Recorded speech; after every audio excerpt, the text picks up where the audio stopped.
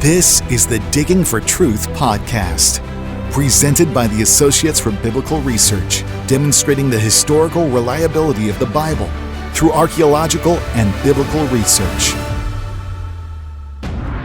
The destruction of Jerusalem. It's happened a couple of times. In fact, during its long history, Jerusalem has been besieged 23 times, attacked 52 times, and has been captured and recaptured 44 times. And of the 2 times that it's been destroyed, we're going to be talking about the first time that it happened by the Babylonians under the reign of King Nebuchadnezzar. This event was significant in Jewish history as it was during the time when the Jews became exiles for 70 years and were hauled away from the land of Israel. This was also when the first temple was destroyed that had been built by King Solomon, ending what is referred to as the first temple period in Jewish history. Henry Smith got a chance to talk with Dr. Todd Bolen about this major event and some of the recent archaeological evidence that has been discovered about it. Dr. Bolen is a professor of biblical studies at Masters University in California and is also the founder of BiblePlaces.com. Here's Henry. Dr. Bolen, welcome to Digging for Truth. It's great to have you on. Thank you. It's good to be with you. Tell us a little bit about your ministries at Bible Places and your teaching ministry there at the school. So I teach at the Masters University, as you said, and I started off teaching on our Israel campus, and I just loved it there, traveling around the land of Israel, and now I'm teaching at the home campus, teaching general Bible classes and specific electives in history of ancient Israel and Psalms and Isaiah. But in my spare time, I continue to develop photo collections. So many of the thousands of pictures that I took while living there and in the years since traveling back and forth, crafting those into collections that are going to be useful to others. So we have collections of certain countries, Greece and Turkey. We have collections of regions like Galilee and Jerusalem and Judah. And the design there is that any individual, a serious student or a teacher, can just grab whatever pictures they say. I need a bunch of pictures of Capernaum, or I want to see, what did Corinth look like, and have ready access to those. And then in the more recent years, we've begun building photo collections that illustrate biblical books. And so just going through each book, we started with the Gospels. So Matthew chapter 1 and verse 1 and on through, and not every verse has a picture, but many verses have lots of interesting pictures of the sites where these events took place, and also artifacts that are related to the accounts. And so crafting these collections, and I don't do it all. Most of the work is done by a group of friends that we have a team that builds these over years. We've been working on this now for about 8 years, starting with, as I said, with the Gospels, and we're getting close to finishing the New Testament. We've done a lot of books in the Old Testament as well, including we're just close to finishing the book that is most relevant to our topic today, and that is the book of Kings, 1st and 2nd Kings. Excellent. Well, we encourage folks to go there, and you've always graciously allowed us to use your photos for free for our show and for our magazine, and we're very grateful that we partner in ministry that way. Appreciate that generosity from you. All right, but now we're going to shift. We're going to talk about something not so pleasant for the people of Judah, and that is the capture and the destruction of Judah by the Babylonians. But let's set the stage. What's taking place as we lead up to this horrific moment in time in antiquity? So, we're going to focus on that destruction, which, as you said, is so unpleasant for the people of Jerusalem and Judah. But for an archaeologist, it's like treasure. Because it's in the destruction layers that the evidence is preserved. But how do we get there? How do we get to 586, or some say 587 BC?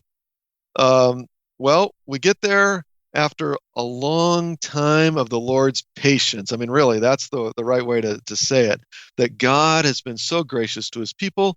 He's provided everything they needed. He's given them kings, but they've turned away from him. And so he sent prophets. And what do? They just turned away from him. They spurned his grace.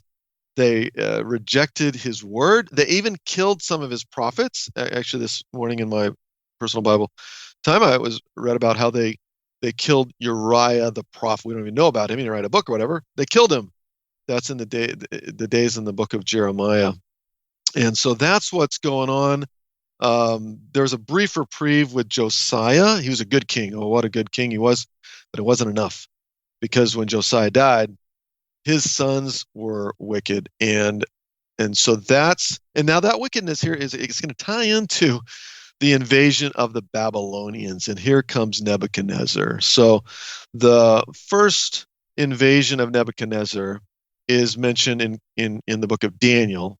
That's when Daniel and his friends are carried off. So the stories we know about the fiery furnace, Shadrach, Meshach, and Abednego, that's because the Babylonians under Nebuchadnezzar came and carried off captives in the year 605. That's not the destruction of Jerusalem, but that's preparation. And then they come back again, and here's why: because the dumb king of Judah, forgive me there, but he's not listening to God, and he rebels against the Babylonians. And so Nebuchadnezzar says, I'm not going to take it anymore, marches on Jerusalem and lays siege to it. Now the king of Judah, his name is Jehoiakim, he dies before Nebuchadnezzar can lay his hands on him. So it's going to be his son Jehoiachin who has to face the music, and he's going to be the one deported. The year is 597. So again, we don't have a destruction layer from this time because Jerusalem's not destroyed. But Jehoiachin's carried off, and also the prophet Ezekiel and a lot of other people, thousands of people, are carried off. And let me add, so we have this in the Bible, 2 Kings 24 and some other passages in Jeremiah, but we also have archaeological evidence for this invasion. So it's in the Babylonian Chronicle, where Nebuchadnezzar mentions that he laid siege. In fact, the date is given. We know the date, in March of the year 597, when the city falls, and the people of Judah, Jerusalem, are carried off, and so Nebuchadnezzar then is going to put Zedekiah on the throne, and thinking that he's going to be compliant, and yet, what do you know? But Zedekiah is also going to rebel. So that's the lead-in to the destruction of the city. Yeah, and just a couple thoughts there. You know, a lot of people try to depict the quote-unquote God of the Old Testament as this malevolent figure.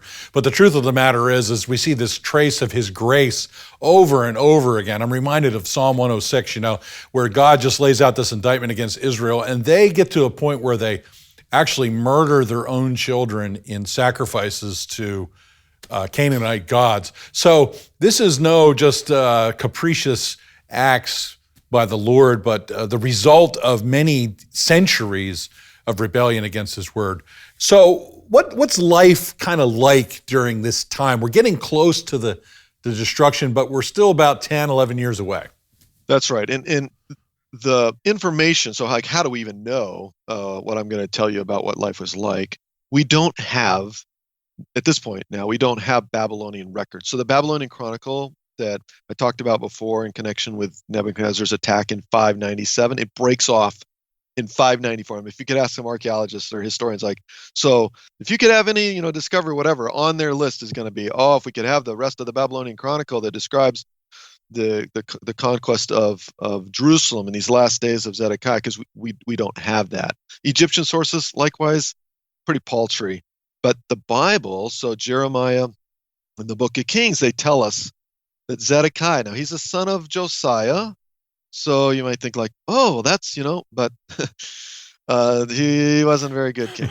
He was a weak king. His advisors, they were corrupt. They did not guide him well at all, certainly not in the ways of the Lord. And Zedekiah, he was too much of a coward to stand up to them. And we know this because Jeremiah's knocking on his door saying, hey, do what's right and turn to the Lord. And on several occasions, Zedekiah actually sought counsel from Jeremiah, but every time he rejected it. And so this is going to lead Ezekiel the prophet to say in his book that Zedekiah is a profane and wicked prince of Israel. I mean, this is, and what do you expect? I mean, it's going to happen. I mean, the Lord he's been forbearing, patient so long, but so these last days, here's the big thing: the kingdom of Judah is wavering, and Zedekiah, of course, at the helm, between these two nations that they could side with Babylon, or they could side with Egypt. And so back and forth, and I can imagine, the newspapers of those days, the question is, who's Judah going to trust? And today they're siding with these, this kingdom, and tomorrow that, and there's probably some editorials saying, oh, Judah, you need to, go with Egypt. And yet there's, during Zedekiah's reign, at one point, he's actually taken to Babylon to pay tribute to Nebuchadnezzar and to affirm his loyalty. So you think like, okay, well that does it. He's going to stay loyal to Babylon. But no, when there's a new pharaoh, and there was a new discovery for this pharaoh just not long ago, the pharaoh Hophra or Apries, that was discovered, this board or stela, and we don't know much about this pharaoh. That discovery helps corroborate his existence or whatever, but the point here is that when Zedekiah sees his opportunity, I'm going to join with the Egyptians. That's the last straw for Babylon. Yeah. So again, we're left with the circumstances of sort of. There's not there. You said it's funny too. I was thinking of the apple and the tree as it relates to Zedekiah and Josiah. That's one. No guarantee of transference of faithfulness from generation to generation. Same thing in the church. We have to be vigilant for the next generation of folks. The other thing is, you kind of feel for Judah in some ways, in the sense of there's sort of the Poland of, Poland stuck between Nazi Germany and the communist Soviet Union in terms of threat. But, Poland didn't have the Lord, but the people of Judah did, and they continually rejected him. Just really tragic circumstances. That's right. That's really key to the whole geographical dynamic. So why did God choose the land of Canaan to put his people there?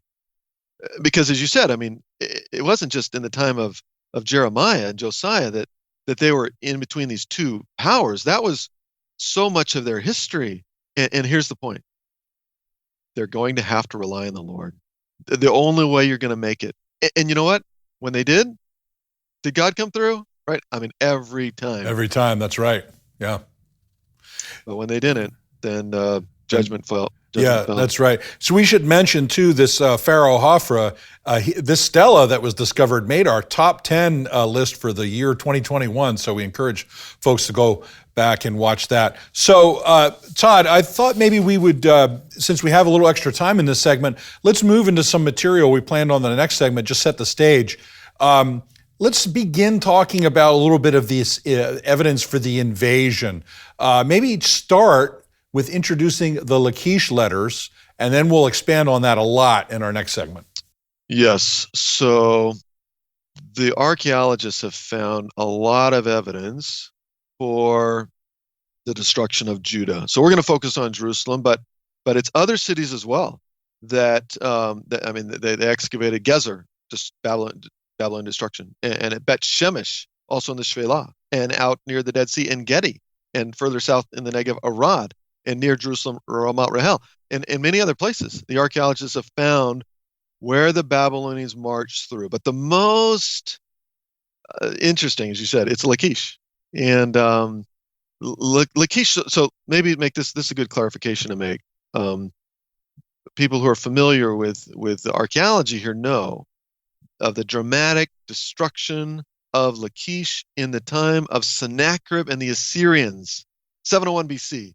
And all kinds of archaeological remains related to that, but that's not this. And just to clarify, it's like, does Lachish show up again in the archaeological and biblical record as being a major city of Judah that was conquered by the invader, first the Assyrians and now the Babylonians, and that's exactly it. Yeah, that's excellent, and I think that does set the stage. But in terms of Lachish, this is again the nature again of the eyewitness.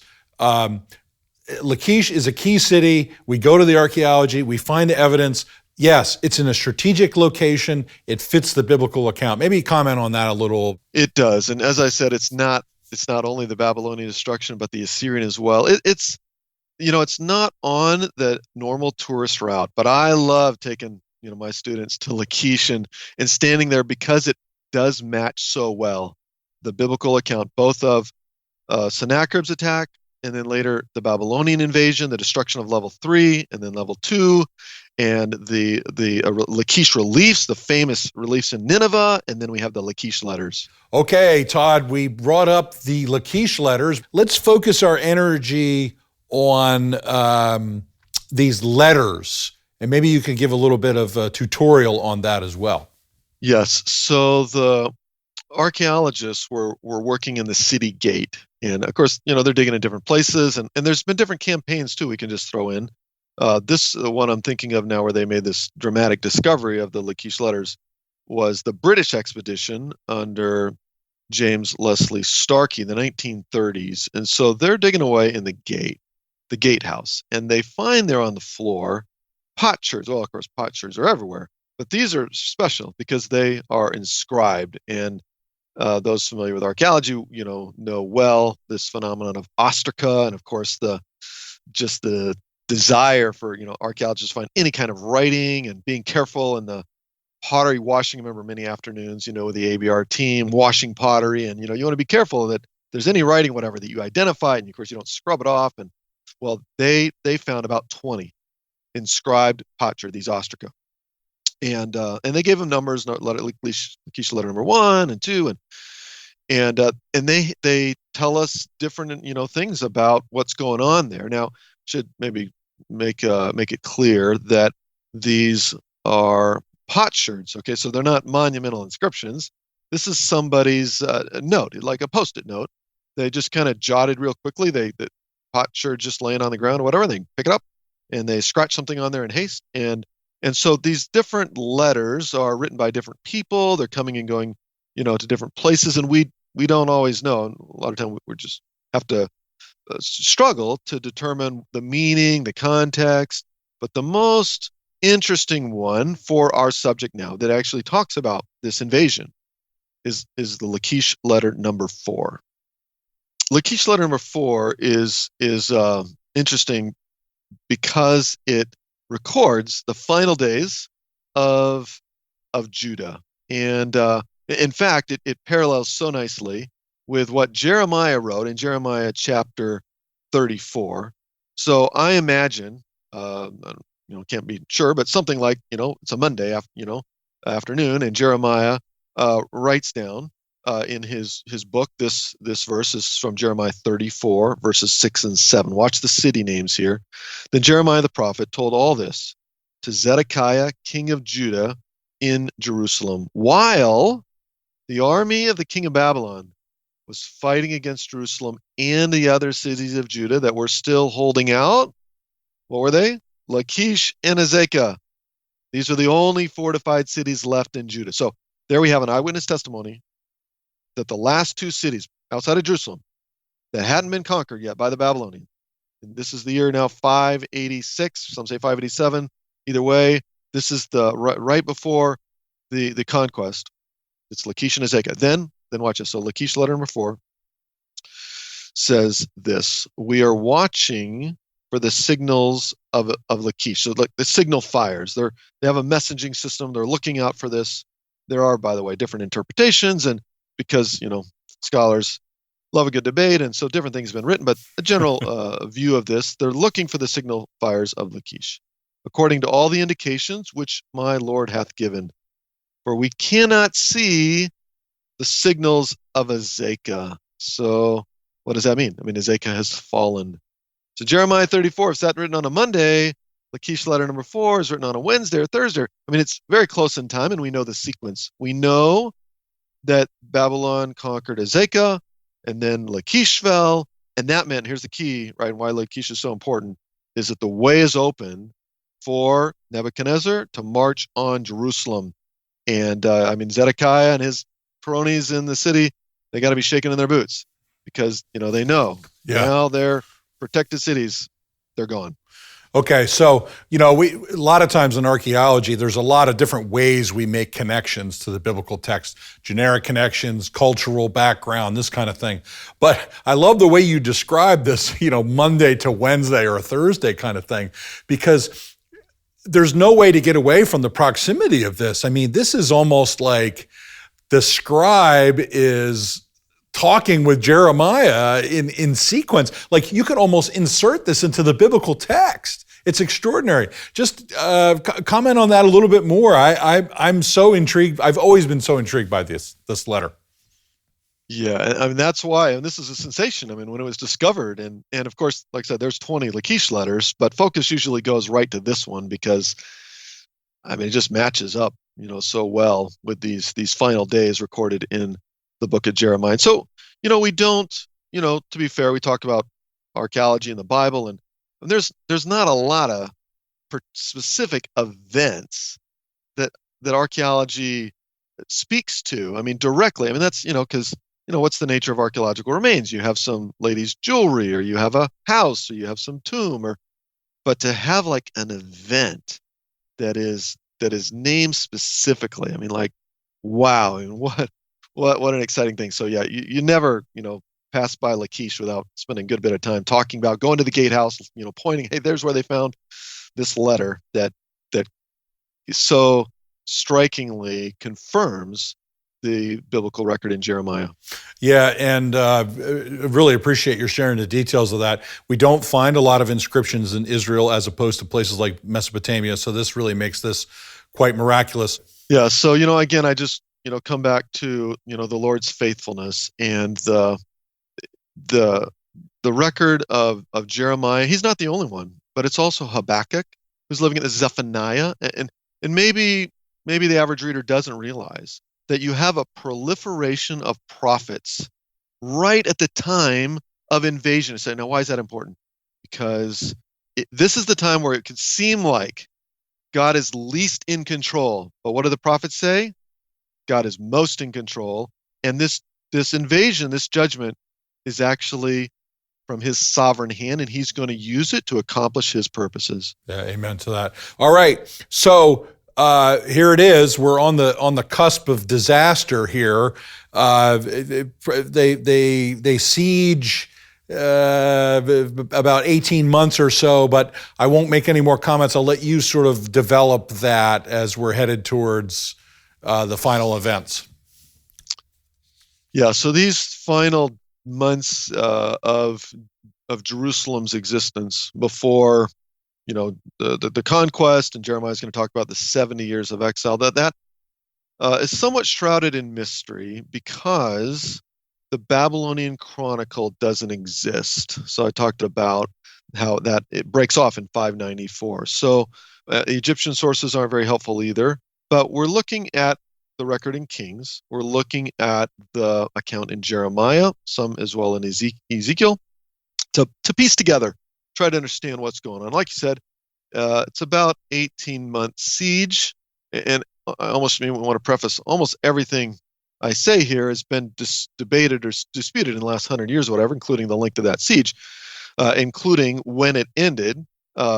This is just, going on for many decades. Was it 587 or 586 or, and there's good arguments on both sides. And in recent study, I've just kind of tipped the scale myself to being, 586, but it doesn't, really matter. What is clear, what nobody disputes, is just how devastating it was. And I should also mention another record for the destruction of Jerusalem is the book of Lamentations. So not a favorite book maybe in our churches. Yeah.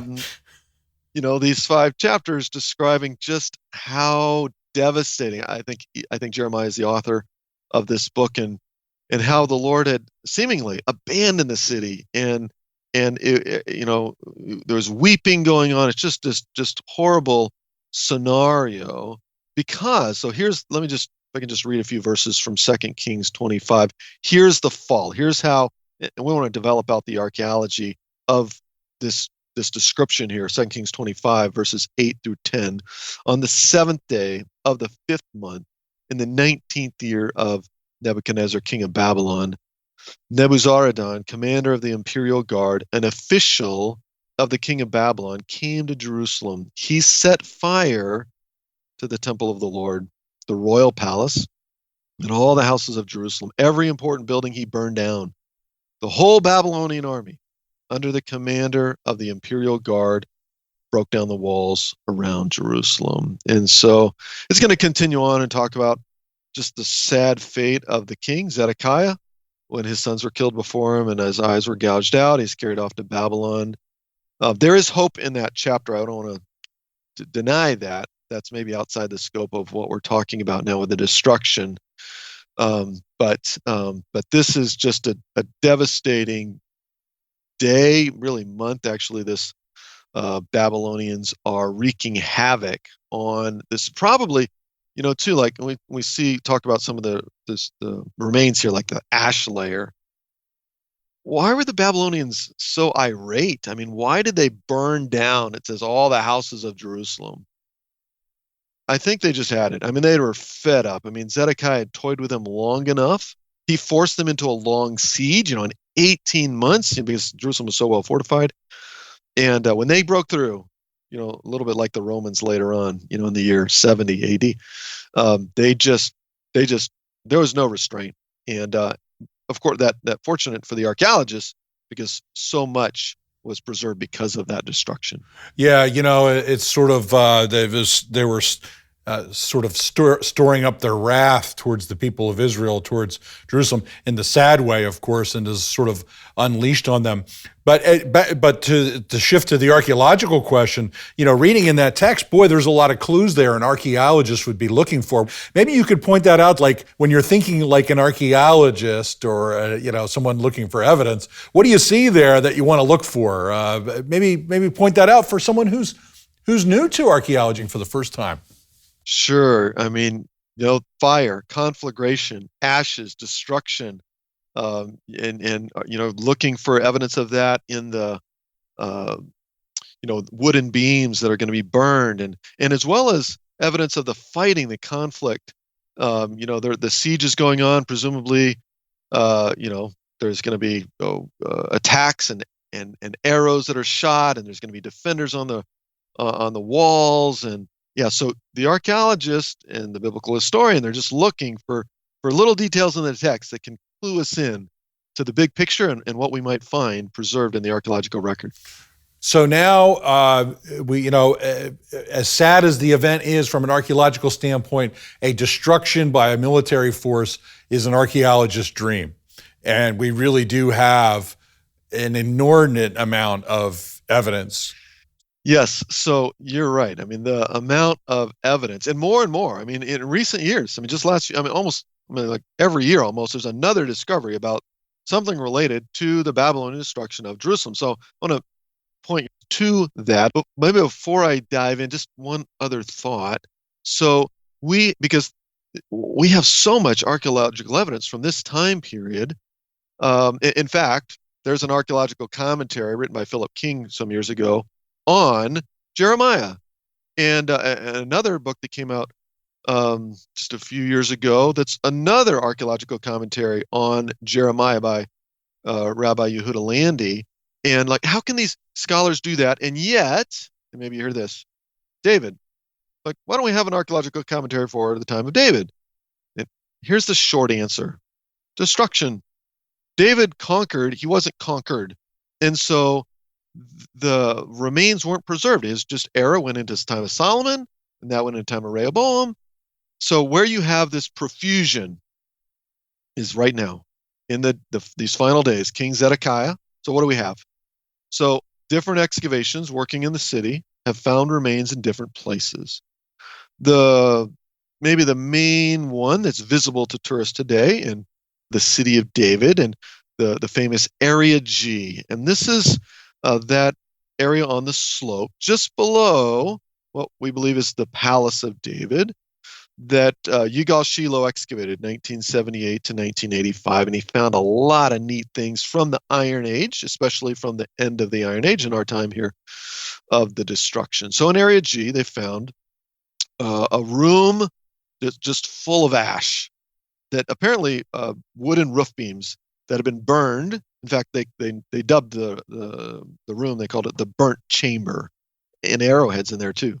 So just this large quantity of ashes, and they dated it to the time of 586 and the Babylonian destruction. And right next to that, still in Area G, they found another building with 51 seal impressions. Okay, so in the ancient times, if you were writing a document, you would seal it, take a wet lump of clay, impress your seal into it. So this room, now they call this today the House of Boule, the House of the Seal Impressions, but it wasn't. I mean, it wasn't a house of seal impressions. Nobody collected seal impressions. What did they collect? They collected documents. This was an archive. Now, when the fire came through and the Babylonians burned this down, all of the perishable materials, all of those pyri, were burned up.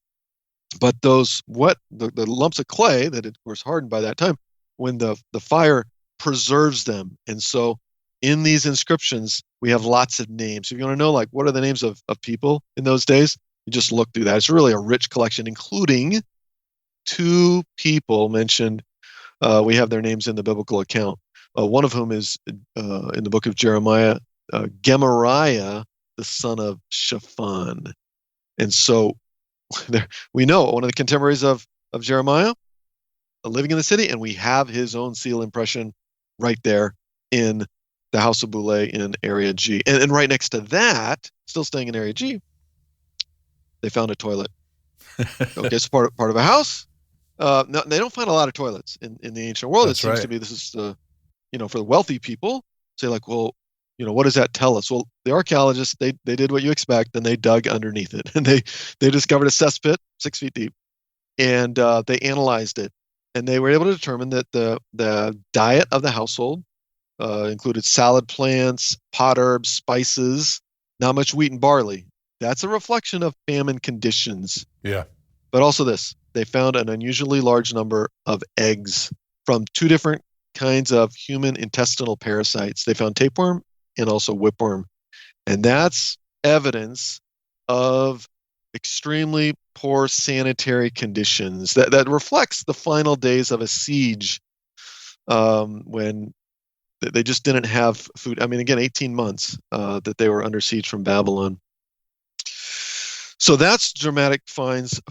Those are a little bit older. Let me tell you about some new ones. So in recent years, they've been working in the city of David, still on the eastern slope, down below the area of Warren Shaft and kind of near south of the Gihon Spring. And they found houses that were destroyed by the Babylonians. They found in them ashes.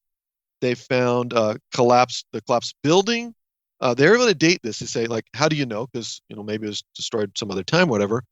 But among the things that allowed them to date this to the Babylonian destruction were jar handles that had rosette stamps on them. They also found an ivory statue of a naked woman in Egyptian style that's from that time period, and destruction layer. Now, the destruction layer was uneven. Sometimes it was really thick, like 3 feet. Sometimes it was not much, which may indicate that not all the buildings were destroyed or not evenly or whatever. But clearly evidence of this destruction. And then here's one other recent project. They're working on Mount Zion. So this is the modern name of the Western Hill. Shimon Gibson and his team been doing a lot of great work there over the years. And recently they announced the discovery of the Babylonian destruction. They found their ash deposits. They found there as well Scythian arrowheads from this time period, late 7th, early 6th century, that are of the type that the Babylonians would have used. And they found as well a lady's earring or some kind of jewelry that's hard to know exactly for sure what it is. But yeah, it reflects, you had this beautiful city, prosperous city, but rebelling against God, and God turned them over to the rod of his anger, as it were, the Babylonians, and the Nebuchadnezzar marched on the city and destroyed it. Well, that was excellent. I would call that a tour de force. Now, Todd, people are going to naturally ask the question about Solomon's temple. So maybe you could briefly address that and then just continue building the case here, as it were. Yeah. So what happened to Solomon's temple? I mean, the Book of Kings says that it was destroyed. Um, where's the archaeological evidence for that? We don't have it, and there's a good reason why, because of later building. So later there was a second temple, and then Herod rebuilt that temple, and the Romans came along and destroyed that, and then today the Muslims control it. It's a holy area for them, the Haram al-Sharif, and so they do not permit excavation of that. So what would we find if we could dig there? I'm not sure there would be that much.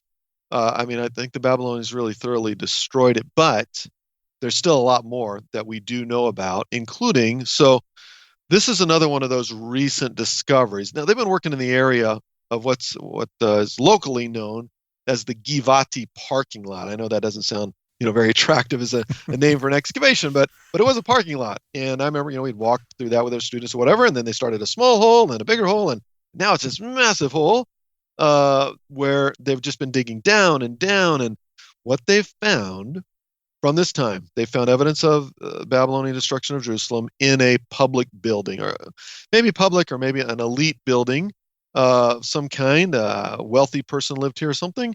And huge, 55 feet by 33 feet in size. They found up to nearly 8 feet of debris. So ash, charcoal, dirt, stones. In this, they found the flooring, and it's a very high quality floor, 6-inch thick, polished. And in the floor, this is one thing about archaeology these days. It's not just one guy or lady with, knowledge, but it's a whole team of experts. And so they analyzed the floor tiles and discovered minerals embedded in the floor that were heated to more than 900 degrees Fahrenheit. And this magnetized them. And so then scholars are studying the magnetic fields on the earth in 586 from this, and adding to our field of knowledge. Just last year, they found another portion of the city wall. So this is in the first part, but it's another section of the city wall surrounding Jerusalem that the Babylonians destroyed. And this was sizable, quite significant, 15 feet thick, on the eastern slope of the city of David. Now, why is it preserved so much? This could be another point of question, or like, well, how could it be preserved so much if the Babylonians are destruction, whatever, destroying? The theory is that what the archaeologists suggested is because it's on a very steep section of the slope, that it would have been very hard to access. And so the army didn't even bother to go there and knock it down. And that's to the benefit of us and the archaeologists who uncovered it. That makes a lot of sense. I mean, from a military tactical standpoint, they didn't need to knock down every brick of every part of the wall around the city. Obviously, they would have chosen the path of least resistance and done what they needed to. It's interesting, just a quick comment on the variation in the field for archaeology. We don't just dig and analyze the archaeological data. Going back to the toilet information, they had to study the remains from the toilet. They were able to determine things. The minerals that you mentioned. So it's a multifaceted, multidisciplinary field. Archaeology is really fascinating. Okay, so but we gotta shift here because you want to talk about the breaking through of the middle, related to the middle gate in the book of Jeremiah. Let's talk about anything related to that. Sure. So that really another dramatic discovery related to the destruction. So we've just been talking about this and that and this and that, and all these different things. But what we have here on the Western Hill, the archaeologists excavating under Nachman Avigad in the 1970s, they discovered this massive structure, 30 feet square, preserved. You'll believe this, 25 feet high. And it's still today. I mean, you can go to it in Jerusalem. Unfortunately, it's usually locked. They don't have a caretaker there, but some days, and you have to go down several flights of stairs, and you're looking up at this huge tower. In fact, that's what they called it, the Israelite Tower. But this tower is actually part of a gate, and that makes sense to identify, and this is what they propose, to identify it with the middle gate because it's on the northern wall. Guess where? In the middle of the line. And this is mentioned in the book of Jeremiah, where it says, all the officials of the king of Babylon came and took seats in the middle gate. So here we have another building. I don't have too many of these, but a building mentioned in the Bible. We discovered it archaeologically. Next to it, they found not only a massive layer of ash, again, from the burning of the Babylonians, but I also found some of the arrowheads from the Babylonian army, the soldiers that had, been shooting in the midst of the siege. And we can even say, too, that in that passage there in Jeremiah 39, also in 2 Kings 25, two of the officials that are named there in the Bible, we have their names mentioned in Babylonian records, again, revealing the eyewitness testimony of the biblical account. Phenomenal. All right, believe it or not, Todd, we've come down to the end, and really we've only touched the tip of the iceberg as you've done a wonderful job of explaining it. I'm going to give you about a minute to sort of sum it up. Again, that's a tough task, but I'm confident in the fact that you can do it for the audience. Please do so. Yeah, so we have this proliferation of archaeological evidence in Jerusalem and throughout Judah at this time, and that goes along with really a profusion of prophetic texts. And so, as I had mentioned before, Zephaniah, Habakkuk, Ezekiel, Jeremiah, and why?